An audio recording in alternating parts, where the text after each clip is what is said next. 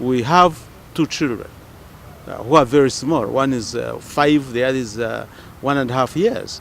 My wife is not infected, and I have lived with HIV for the last 29 years. I tested myself deliberately, 1992. And since that time up to now, 2014, no one in the world has my virus. Major Rubaramira Ruranga and the canon professor Gideon Byamugisha are amongst those who have publicly confessed to living with HIV and AIDS. They are also leading ideologies against stigmatization of those who are HIV positive. HIV is preventable. 2, death with HIV can be postponed indefinitely.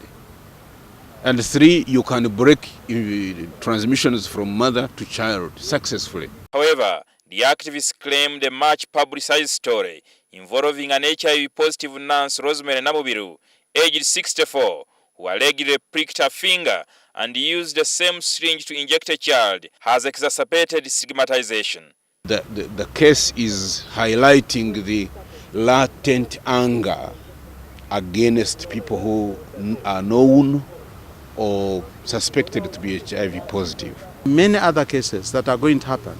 I think people need first find out exactly what would be the reason behind this act. Mire Katana, who is also HIV positive, believes Namubiru's case is a litmus test for medical workers. It's a trial against all health workers in Uganda, and not a trial against this one woman who is claimed to be living with HIV. It's a trial against all people living with HIV in Uganda, and the numbers are not small. Out of the 36 million Ugandans, 1.5 million people are HIV positive. Research conducted by medical experts revealed that chances of contracting HIV by medical workers who treat those infected by the virus is 1 among 300 people. So I am beginning now to imagine, suppose it was the baby who was positive, would the public also have sympathized with the nurse?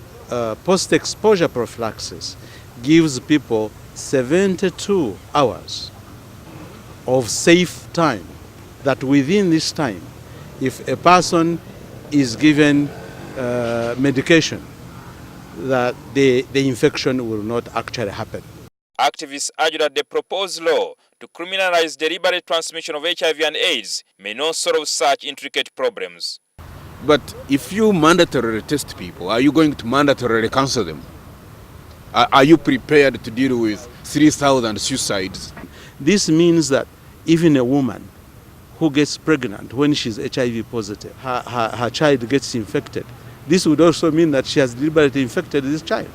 Let's test everyone. Anyone, any nurse, any doctor who is positive, out.